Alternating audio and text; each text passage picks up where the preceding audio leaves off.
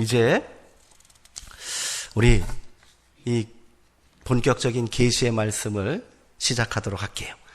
1절과 2절의 말씀, 4장 1절과 2절의 말씀 다시 한번 읽어보겠습니다. 자, 시작.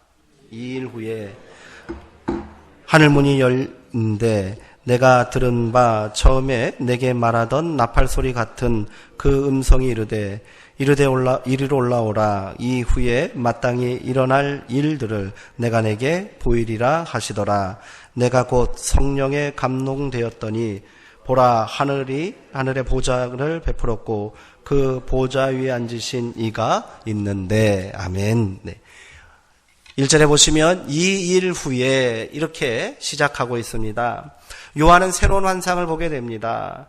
이는 계시록의 내용이 시간과 공간의 단절이 아닌 연속적인 사건이라는 것을 강조하고 있어요.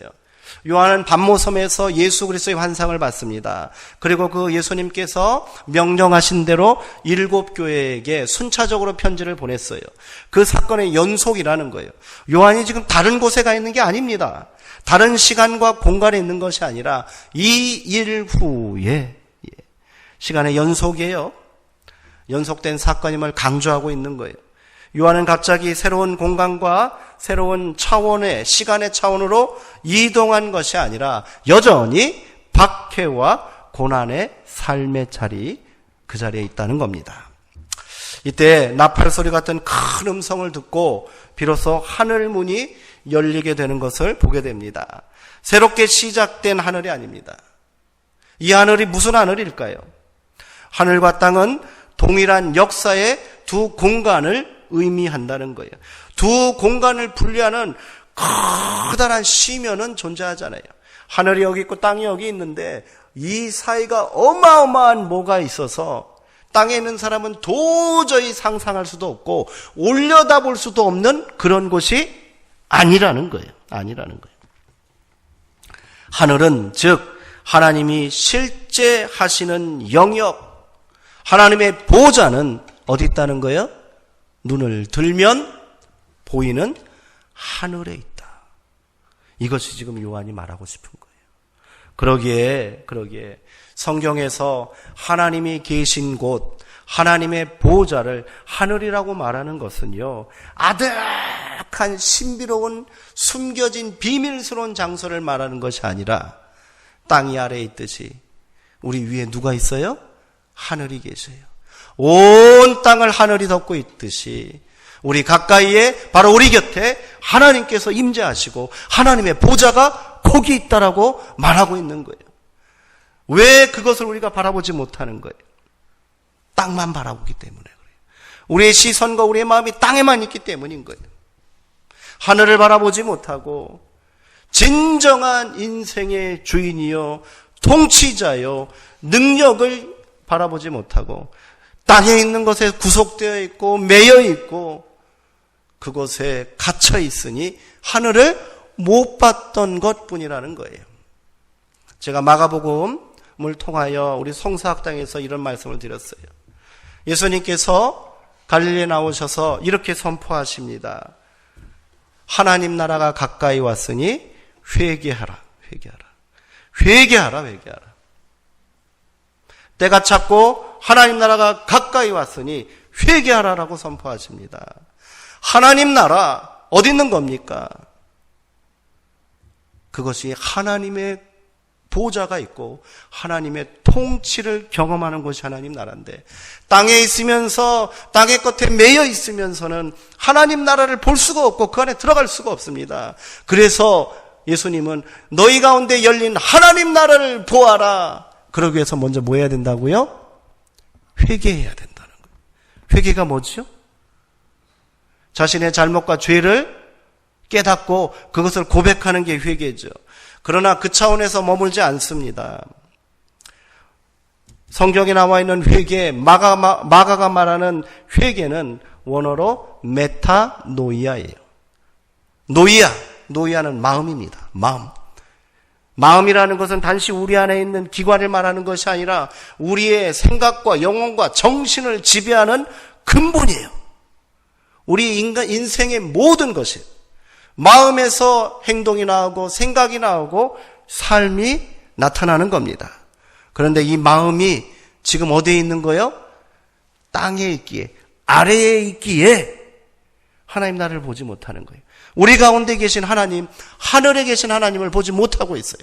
근데 메타는 위입니다. 그러기에 메타노이아는 그대로 풀었으면 어떻게 돼요?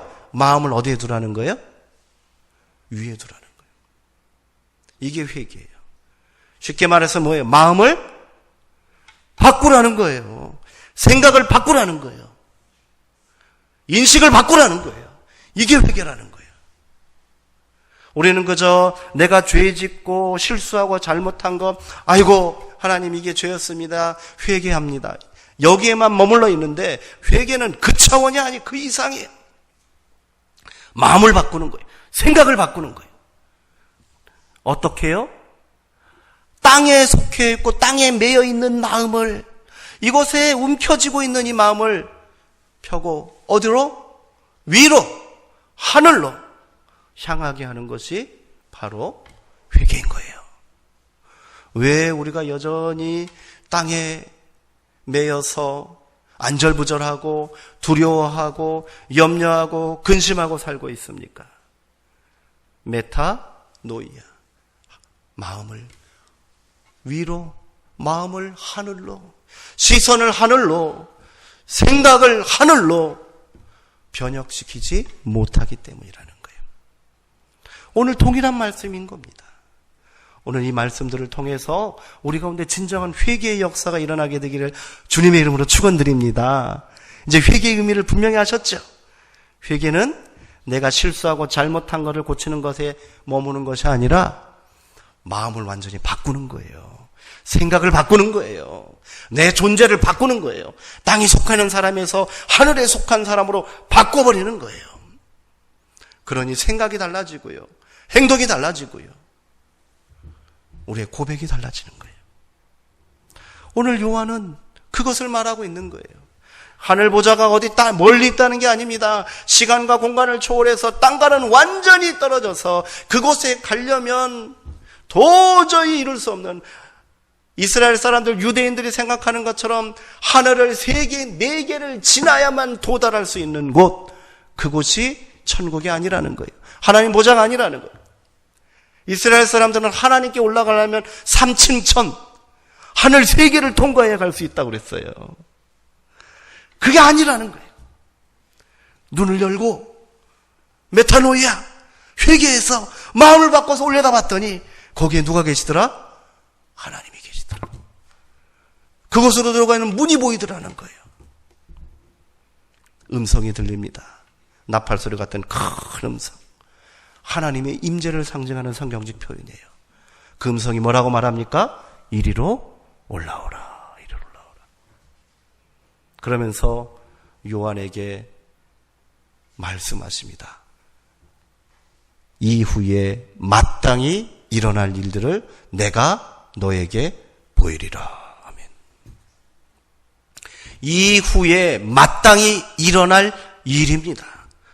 이것을 통해서요, 요한은 또 하나 강조하고 있는 게 있어요.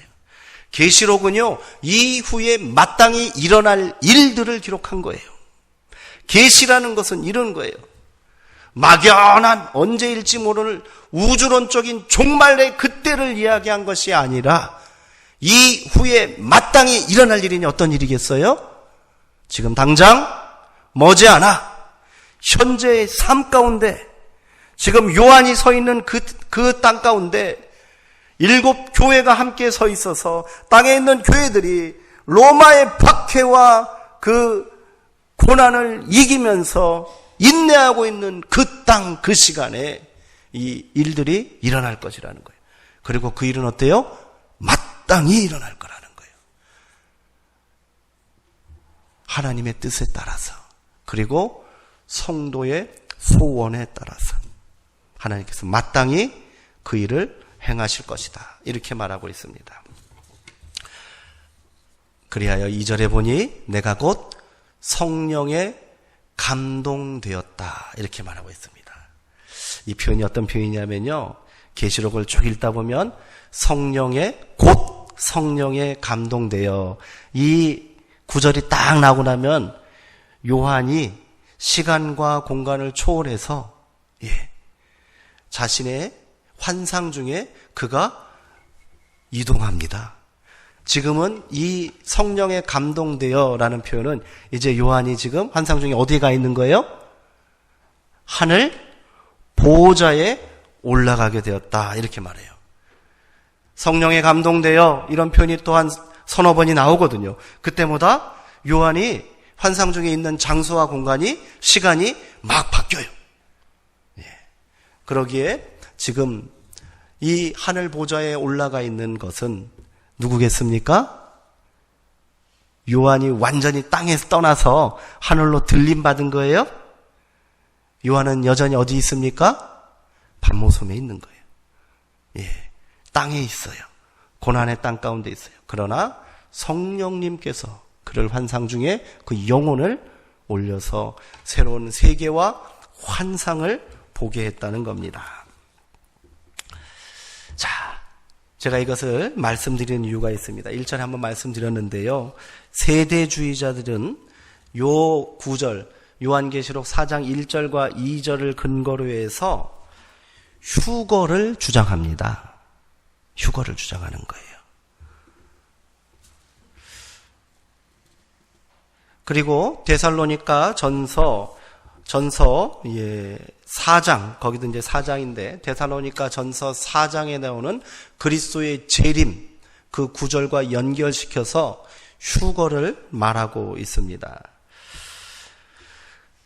이들은 이것이 예수의 공중재림이라고 말하고 있어요.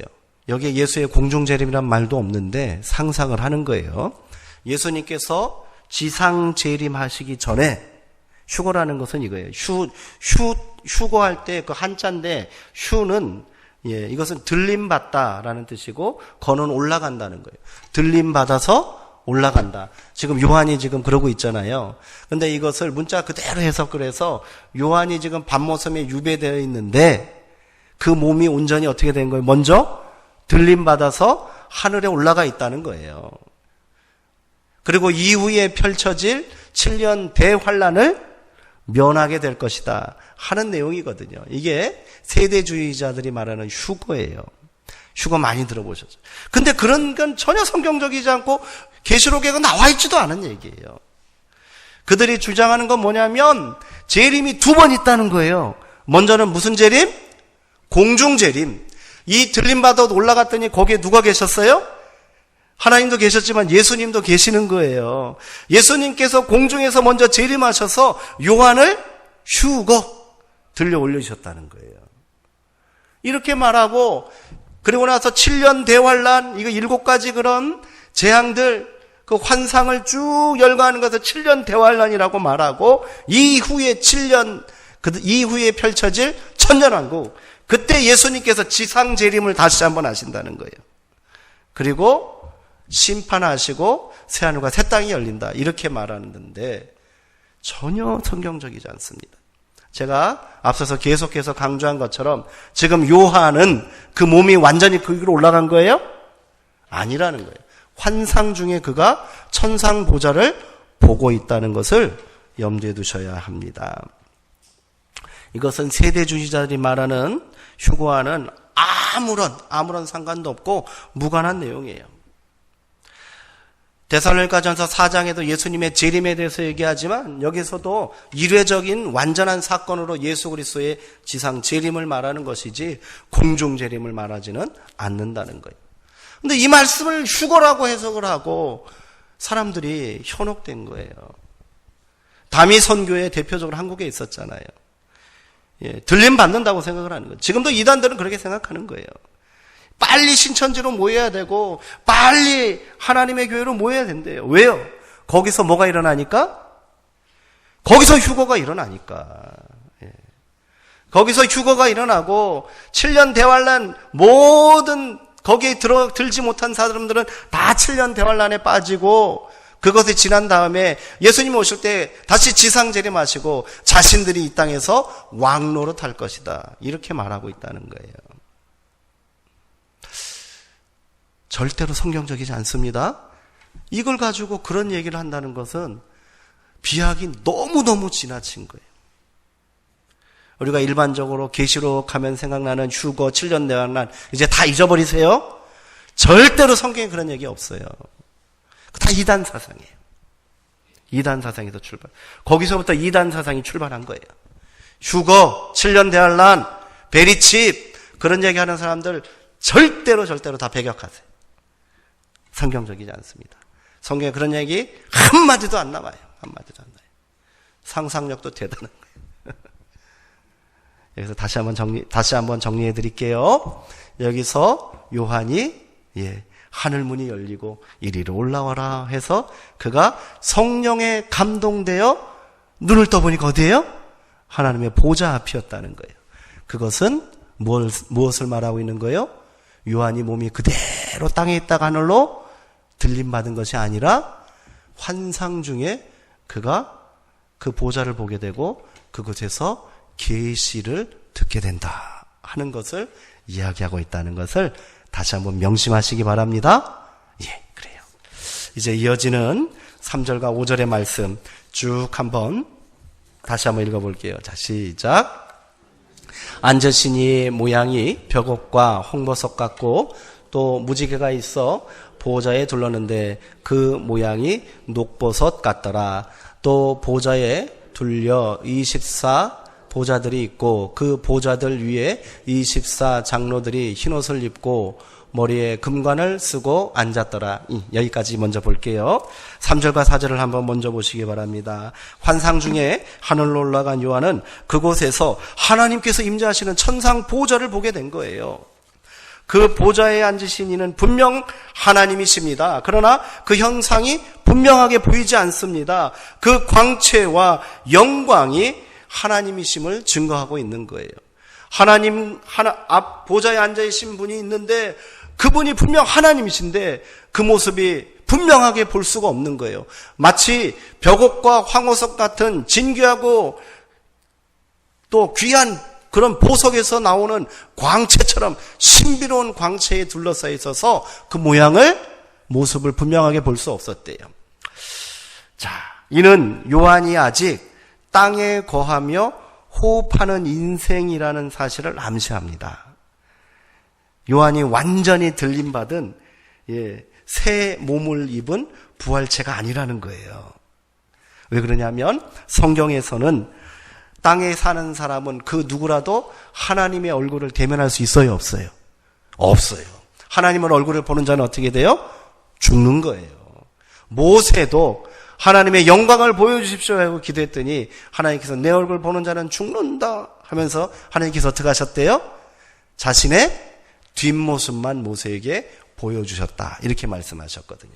지금 요한은 천상 보좌에 올라가 있는데 하나님의 얼굴을 봤어요, 못 봤어요? 볼 수가 없어요. 보석처럼 빛나는 광채에 휩싸여 있어서 못 보는 거예요.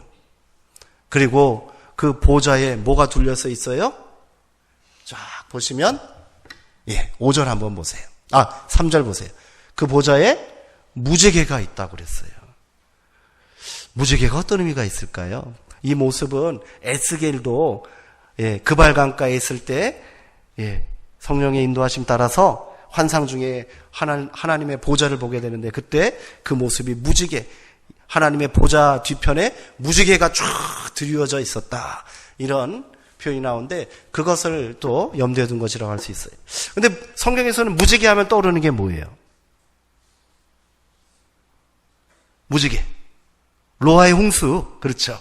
노아의 홍수 이후에 하나님께서 무지개를 쫙 보여주시면서 뭐라고 하셨어요? 앞으로 당신은 물로 이 생명들을 심판하지 아니하시겠다는 약속을 주셨어요. 이 무지개는 그러니까 뭐예요? 심판의 표현이기도 하지만 또 한편으로는 생명의 약속이 되는 거예요. 이 하나님의 생명의 약속이 이제 어떻게 된다는 거예요? 무지개가 보좌 뒤에 쫙 드러나면서 이제 이 생명의 약속이 실현되는구나. 요한이 그것을 어렴풋하게 깨닫게 되는 거예요. 4절에 보면 이 보좌에는 또 누가 있어요? 하나님의 보좌 두 위로 삥 둘려 24개의 의자가 또 하나 있어요. 그리고 거기에 24명의 장로들이 앉아있고, 이들은 흰옷을 입고 있어요. 그리고 머리에는 금관을 쓰고 있는 자들이에요. 이 24장로가 누굴까요? 24장로가. 이단들은요, 이 24장로가 어디 있어요? 예, 자기네 그룹 안에 있는 거예요. 예, 신천지는 이만희를 따르는 핵심 멤버들 24명이 있어요. 이들이 누구예요? 계시록에서 말하는 24장로라고 말해요. 예, 그들이 통치권을 갖고 그들의 명령에 복종해야 된다고 말해요. 권위를 주고 있어요. 그렇다면 24장로는 뭘까요? 이 24장로에 대한 가장 성경적인 해석은 12지파와 예수님의 사도들 12사도를 합한 수예요. 12지파, 이스라엘의 12지파와 12제자를 합한 수가 24입니다. 이것은 어떤 의미를 가지고 있을까요? 하나님의 백성이 완전히 어떻게 돼요? 하나가 되고 연합하는 거예요. 예수 그리스도의 이름으로 온 세상의 열방이 주를 믿는 백성들이 온전히 하나가 되고 하나의 백성으로 완성되었음을 상징하는 그런 숫자라고 우리가 이해하시면 되겠습니다. 그러기에 이 24장로들이 어떻게, 그 모양이 어때요? 흰옷을 입고 있죠. 그리고 머리에는 금 면류관을 쓰고 있어요. 이 흰옷과 금 면류관은 누가 받는 거죠? 2장과 3장에 7교회에 보낸 편지들을 한번 생각해 보세요. 흰옷과 4대 교회에 그런 얘기했고 에베소 교회도 얘기했어요. 흰옷과 면류관은 누가 받아요? 이기는 자. 기억하십니까? 이기는 자에게는 내가 흰옷을 줄 것이요 이기는 자에게는 내가 면류관을 줄 것이다. 그러니 여기서 24장로는 어떤 사람들을 상징하겠습니까? 박해를 이기고 고난을 견뎌내면서 인내로 믿음을 지킨 교회요 성도들을 대표하는 거예요. 24장로에는 이 24장로가 보좌에 앉았다는 것은 하늘의 권세가 있다는 겁니다. 그런데 이들은 특별한 사람이 아닌 거예요. 24라는 숫자는 특별히 선출된 사람이 아니에요. 구원받는 하나님의 사람들 중에 좀 특별한 사람 24명을 하나님께서 더 특별히 세우셔서 앉히신 게 아니라 이 보좌에 둘러앉아 있는 24장로는 그러니까 구원받은 하나님의 백성들, 이기고 승리한 자, 흰옷을 입고 면류관을 쓴 믿음의 사람들을 대표한다. 이렇게 보시면 되겠습니다.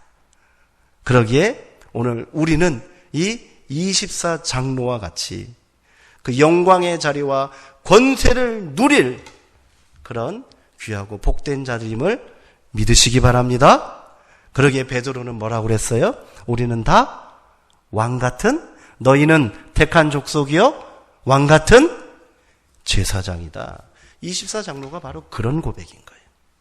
이제 아셨죠? 이단들이 하는 얘기 좀 들어보면요 24장로 얘기할 거예요. 예. 그 중에 한 장로가 부산에 있다고도 말할 거예요.